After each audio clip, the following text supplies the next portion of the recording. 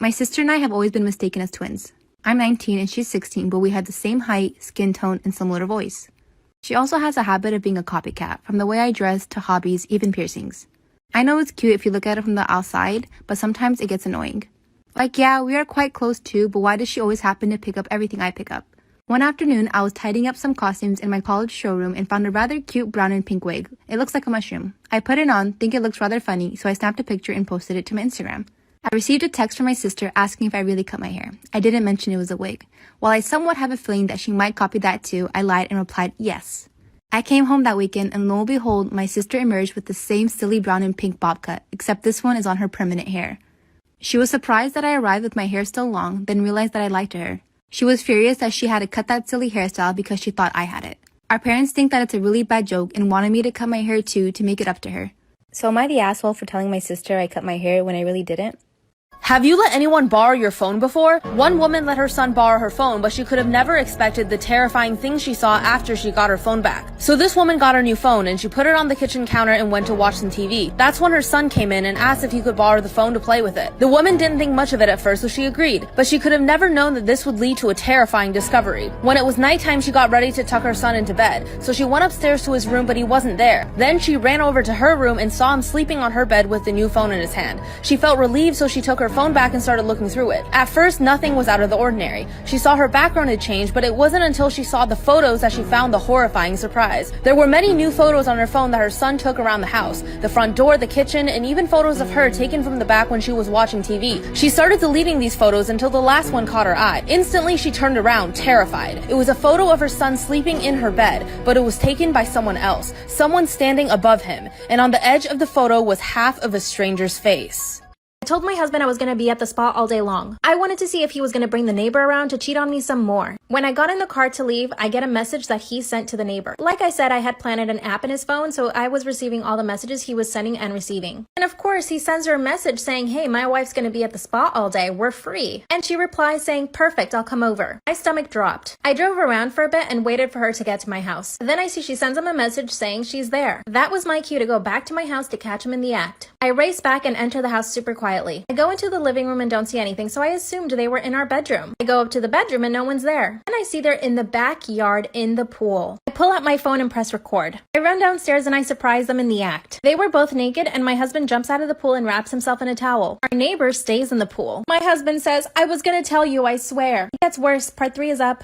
I catch my husband doing dirty things in the pool with our neighbor. I'm recording all of this, by the way. He says he was gonna tell me. So I show him all the evidence that I had been gathering, all the messages and the pictures. But little did he know I had already hired a lawyer. I'd known about the affair for about a month at this point. I had already been working on the divorce with the lawyer, documenting every single transgression my husband committed against me with our neighbor. And when I told my husband, he freaked. The neighbor, aka the woman my husband was with, she got out of the pool and went home. I printed out some flyers with all the pictures she had sent my husband and spread them around her yoga studio. I now get $10,000 from my husband monthly.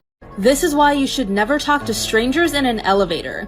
One day, a surgeon was working the night shift at a hospital. He just finished his operation on a patient and was going to the basement. He entered the elevator and there was one other woman already inside. They were casually chatting when the elevator door opened and another woman was about to enter. But the surgeon looked horrified. He quickly slammed the close button and punched the highest floor of the building. Surprised, the woman asked why he was being so rude and wouldn't let the other woman in the elevator with them. The surgeon explained that in this hospital, all patients wear white wristbands with their names printed on them, but the red wristbands are placed on all of the corpses.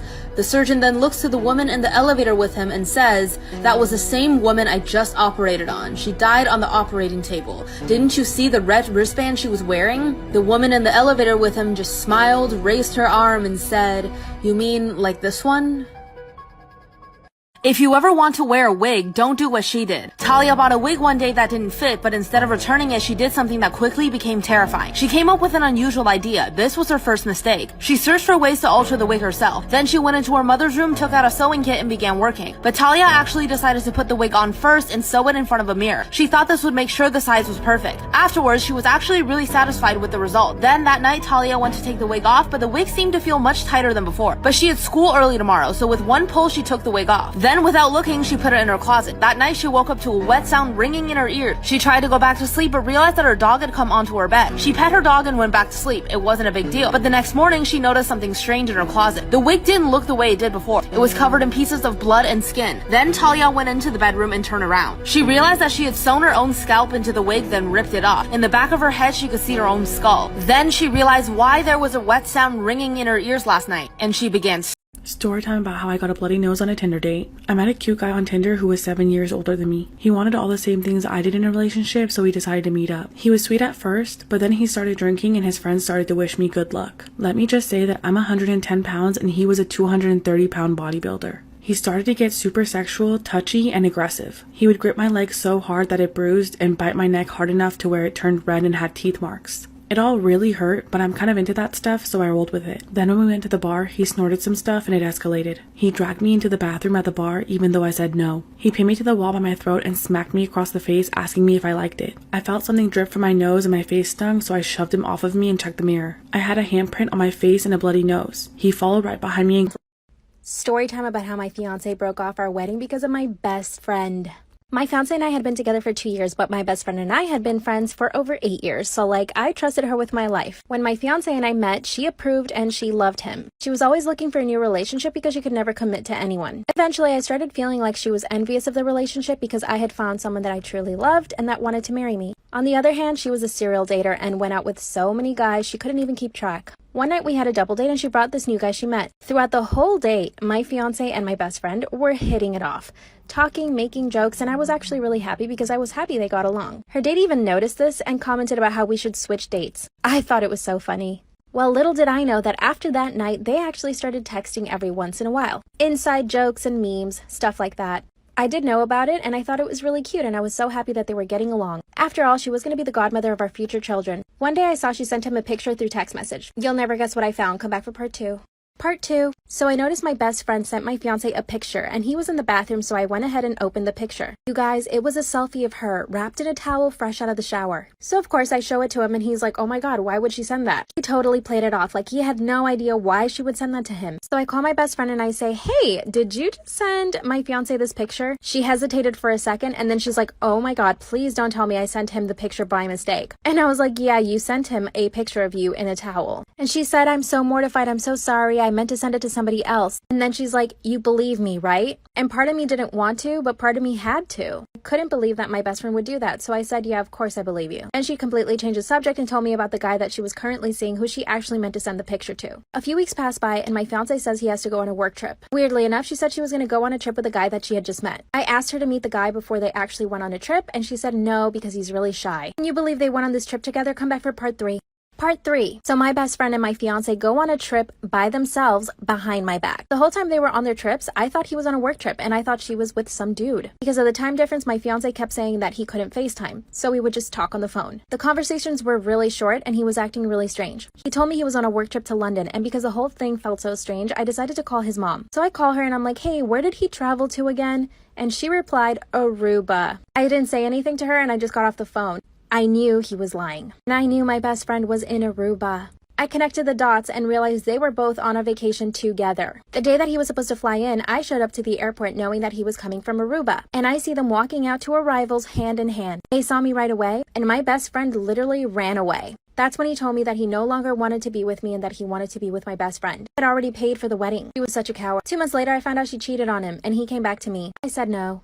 Story time about my psychotic best friend. So we're gonna call this girl Gia. So a little background information. This all happened whenever I was in 9th grade. I saw Gia sitting at this lunch table alone and I invited her to come sit with my friends and I. And after talking to her, I found out that she was a new student and she didn't have any friends. So her and I started hanging out and we became really close. Like, she would come over my house 24/7. Well, my older sister was a grade above us and she would act really weird around her. And by weird, I mean like she would always make fun of me in front of my sister. And weirdly enough, try to cause problems between us. My sister didn't really like her. She thought that she was weird. But because she was my friend, she was being super nice to her. Well, like a month later, she started trying to become best friends with my sister. Like any conversation she would have, I would be like, oh, do you want to come over? She would be like, no, sorry, I'm hanging out with your sister today. And I would go home and I would be like, hey, are you hanging out with Gia today? And my sister would be like, what the hell are you talking about? Like for part 2. Part 2 about my psychotic best friend. So like I said, my sister was like, no, what are you talking about? So at this point, I'm thinking, oh, this girl's really weird. But it gets even worse. She comes over my house one day to hang out with me and goes in my sister's room the whole time. My sister dyed her hair black, so what does she do? She dyes her hair black too. The obsession was like really fucking weird. Anyway, so the one night that Gia's over, yes, I still had her over after this because I didn't think it was really weird at the time. My sister had her boyfriend over and they were in the living room watching a movie, and the whole time Gia is begging me to go in the living room and watch the movie with them. So I'm like, fine, whatever, we'll do that. We go into the living room, we all sit on the couch, and my couch is kind of small, so like we all had to squish. So she sits her ass right next to my sister's boyfriend. Well, my sister's boyfriend got up and started freaking the fuck out. Well, turns out that Gia was trying to touch him under the blanket. So I told her to leave. The next day I got a whole paragraph of her saying that she just wanted to be like my sister because she never had an older sister. Story time about how I caught my boyfriend cheating on me and I got him arrested. Disclaimer, this is not my story time. My boyfriend and I have only been together for 2 months. I'm gonna call him Rex. We live in a pretty small town and everybody knows that Rex is a player. He asked me out and I said yes because I always had a crush on him. After a few dates, he asked me to be his girlfriend. I said yes under the condition that he was totally monogamous. And he said of course. A few weeks into the relationship, I noticed that he was always hiding his phone from me. And whenever he would put his phone on a table, he would flip the screen side down. Of course, this had me on high alert. One night we went out with friends and I made sure that he got super drunk. I took advantage and went through all of his Instagram DMs. And of course he had been talking to about 30 girls. And I knew some of these girls and they knew that we were together. He had even set up a date with one of the girls for the following day at a bar. And you better believe that I was gonna catch him red-handed. I show up to the bar and I don't see them.